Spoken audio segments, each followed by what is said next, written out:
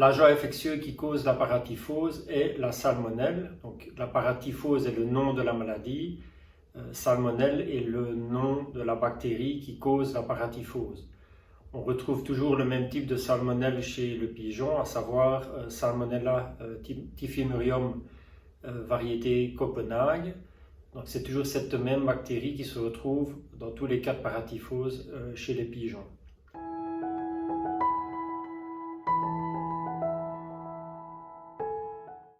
Au niveau des symptômes, les symptômes courants de la paratyphose sont les suivants.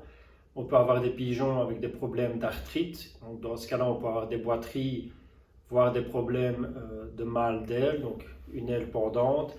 Et dans ce cas-là, peut-être pas au début de l'infection, mais un peu plus tard, on voit que l'articulation commence à gonfler. Donc il ne faut pas confondre avec des problèmes musculaires, par exemple au début de saison, avec des pigeons qui ont des difficultés à voler, par exemple. Donc souvent, on fait l'amalgame entre paratyphose et ce type de problème, mais qui ne sont pas en général causés par la salmonellose. Donc, en cas de salmonellose, on a des articulations qui gonflent, que ce soit au niveau de l'épaule ou du genou, avec des boiteries. Donc ça, c'est le premier type de symptômes. Deuxième type, c'est des problèmes au niveau de l'élevage. Donc on peut avoir ce qu'on appelle des œufs noirs. Donc c'est-à-dire que les œufs sont fécondés, mais l'embryon meurt après une dizaine de jours dans l'œuf. Et évidemment, il n'éclose pas, donc les œufs sont noirs, sont fécondés, mais il n'y a pas d'éclosion. Le deuxième type de symptômes pendant l'élevage, alors, donc premièrement les œufs noirs, deuxièmement, ce sont des mortalités au nid alors, mais des jeunes qui en général sont déjà bagués, donc c'est des jeunes en moyenne qui ont une dizaine de jours et qui peuvent mourir en quelques heures au nid. Donc quand on a ce type de symptômes, toujours penser aussi à la paratyphose. Alors en général, on a d'autres symptômes au niveau des vieux pigeons, mais ce sont des symptômes qui sont un peu plus vagues. Donc ça arrive très souvent que des clients viennent me trouver avec un pigeon malade, qui est simplement amaigri, malade. On peut avoir évidemment 20 causes différentes pour ce type de problème, mais en faisant une recherche, on retrouve généralement de la salmonelle. Donc on peut aussi bien avoir un pigeon qui maigrit, qui fait de la diarrhée, qu'un pigeon qui maigrit, qui ne fait pas de la diarrhée. Donc les symptômes peuvent varier fortement chez les pigeons adultes.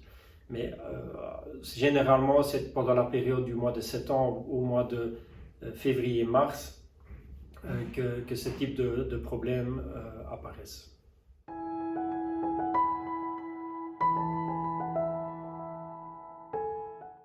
Au niveau du diagnostic de la paratyphose, il y a différentes manières d'effectuer celui-là. Bon, la première chose, c'est sur base des symptômes.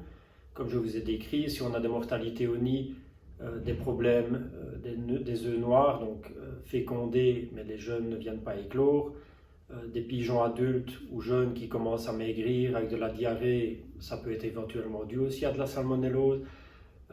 Des problèmes de boiterie, mal d'aile, donc tout ce type de symptômes font généralement penser à la maladie.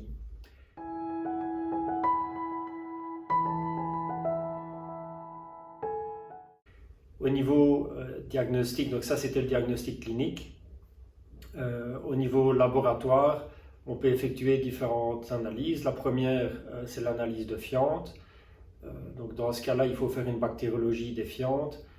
Quand on retrouve un résultat positif, bien évidemment la salmonelle est présente, mais un résultat négatif ne veut pas dire qu'il n'y a jamais de salmonelle présente. Donc on peut avoir des résultats faussement négatifs pour plusieurs raisons. Si on a 200 pigeons et il y a seulement un ou deux qui seraient porteurs, et on rassemble des fientes de tous ces pigeons-là, ça peut évidemment arriver qu'on n'ait pas pris des fientes de ceux ou de ces deux pigeons porteurs dans l'échantillon, donc c'est un problème d'échantillonnage. Deuxièmement, les pigeons porteurs de salmonelle n'excrètent pas la bactérie tous les jours au niveau des fientes, et dans ce cas-là, évidemment, on peut passer à côté du diagnostic. Donc, un diagnostic négatif, un résultat négatif de bactériologie des fientes ne veut pas dire à 100% qu'il n'y a pas de salmonelle présente au niveau d'une colonie.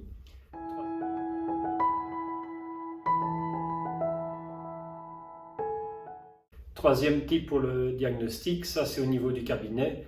Un client vient avec un pigeon malade, amaigri par exemple, Dans ce cas-là, on peut prendre du sang au pigeon et après 5-6 minutes, on a déjà le résultat. Dans ce cas-là, on ne recherche pas la salmonelle, mais on recherche les anticorps. Donc si des anticorps sont présents au niveau du sang, on peut avoir deux causes, ou bien le pigeon a été vacciné, et dans ce cas-là, c'est des anticorps qui viennent de la vaccination. Et si le pigeon n'a jamais été vacciné et que l'on retrouve des anticorps, dans ce cas-là, c'est la preuve que le pigeon a été en contact avec la bactérie.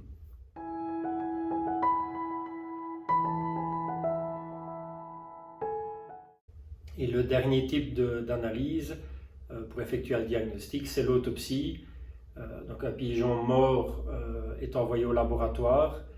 On fait une bactériologie, dans ce cas-là, des organes, donc généralement du foie et de la rate.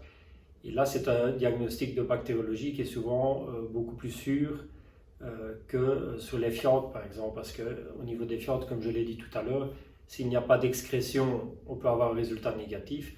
Tandis que sur les organes, si la bactérie est réellement présente au niveau du pigeon, elle a circulé par le sang à travers les différents organes, et dans ce cas-là, presque avec une certitude de 99%, on retrouvera la bactérie.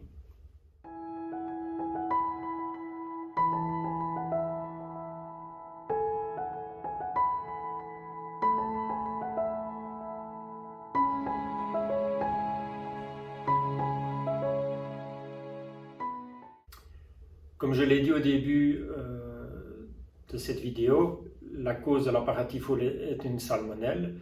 Salmonelle est une bactérie, donc facilement traitable par des antibiotiques.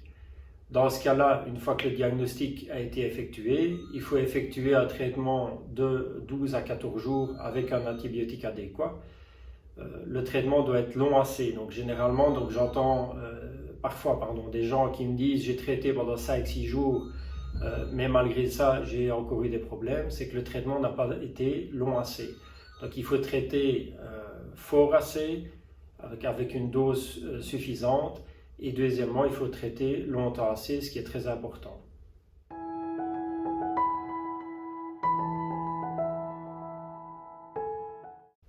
Après ce traitement, il faut effectuer une vaccination. Donc le but du traitement est de renettoyer entre guillemets les pigeons, donc d'éliminer la bactérie, mais il faut savoir que quand le traitement s'arrête, si les pigeons quelques semaines ou quelques mois plus tard viennent de nouveau en contact avec la bactérie, ils seront de nouveau infectés. Le but de la vaccination, c'est la prévention. Donc le but de la vaccination est que le pigeon produise des anticorps, et si par malheur il rentre de nouveau en contact avec la bactérie qui est restée présente dans le pigeonnier, ou par l'introduction de nouveaux pigeons, ou plus tard les contacts dans les paniers de concours, le pigeon aura des anticorps et saura se défendre beaucoup plus facilement contre la bactérie. Donc en cas de problème de salmonelle, d'abord traiter et deuxièmement vacciner, très important. Ici, je viens de vous parler précédemment du traitement. Donc une fois que la maladie est présente, que doit-on faire? Traiter et vacciner. Mais que doit-on faire de manière préventive contre la paratyphose? À ce sujet-là, quand vous parlez avec différents vétérinaires, chacun a son avis et chacun peut avoir son avis. Ici, mon expérience est la suivante. Ce n'est ni noir, ce n'est ni blanc. Donc ça veut dire qu'il n'y a pas un schéma pour tout le monde. Je fais ça un peu en fonction du type de colonie et un peu en fonction du type de problème que l'on rencontre. Il faut savoir une chose. J'entends régulièrement des gens dire je fais uniquement un traitement préventif, donc avec des antibiotiques une fois par an, et comme ça je suis tranquille pour toute une année. Ça, ce n'est pas vrai. Donc, quand vous faites un traitement antibiotique aujourd'hui, que le traitement se termine aujourd'hui, demain ou après-demain, l'effet du traitement aura disparu. Et ça veut dire quoi? C'est que dans quelques jours, quelques semaines, les pigeons auront contact peut-être avec la bactérie de nouveau, et dans ce cas-là, ils peuvent être infectés. Donc l'effet de l'antibiotique, évidemment, aura disparu depuis longtemps. Donc la seule mesure valable qui existe en cas pour la prévention de la paratyphose est la vaccination. Je crois à 100% en la vaccination pour la paratyphose. Au laboratoire, dans notre laboratoire, on diagnostique énormément de cas de salmonellose, de paratyphose, et je pense que dans 97, 98, 99% des cas, ce sont des gens qui ne vaccinent pas. Donc c'est exceptionnel quelqu'un qui vaccine et qui aura quand même à un moment donné des problèmes de paratyphose. Et quand ça arrive, généralement, c'est qu'il y a une autre raison à ça, des problèmes de réinfestation ou de nouveaux pigeons qui ont été apportés dans la colonie. Mais le seul moyen efficace de prévention de la paratyphose est la vaccination.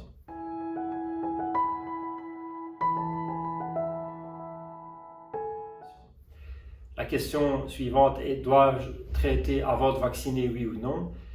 Cela dépend un peu de votre colonie. Si vous avez une colonie de taille réduite, très peu de pigeons, avec très peu d'introductions qui sont effectuées chaque année, dans ce cas-là, si les analyses de bactériologie défiante, par exemple 2-3 fois par an, se montrent toujours négatives, dans ce cas-là, je vaccinerai uniquement et pas faire de traitement préventif. Lorsque vous avez une colonie qui est beaucoup plus importante, avec des centaines de pigeons, et où de nombreux pigeons sont achetés ou introduits chaque année, le risque d'apport de la bactérie dans la colonie est beaucoup plus important. Et dans ce cas-là, avant la vaccination, je conseillerais de traiter. Parce qu'il ne faut pas oublier une chose, le vaccin ne va pas éliminer la bactérie. Donc si la bactérie est présente d'une manière ou d'une autre, il faut d'abord traiter, éliminer la bactérie, et deuxièmement, vacciner en vue d'effectuer une prévention. Donc voilà, j'espère que j'ai été clair. Si vous avez des questions à ce sujet, vous pouvez toujours nous envoyer un mail à info@schröder-tolisan.com ou vous pouvez toujours téléphoner chez nous à la firme au 0031 45 544 60 61. Merci.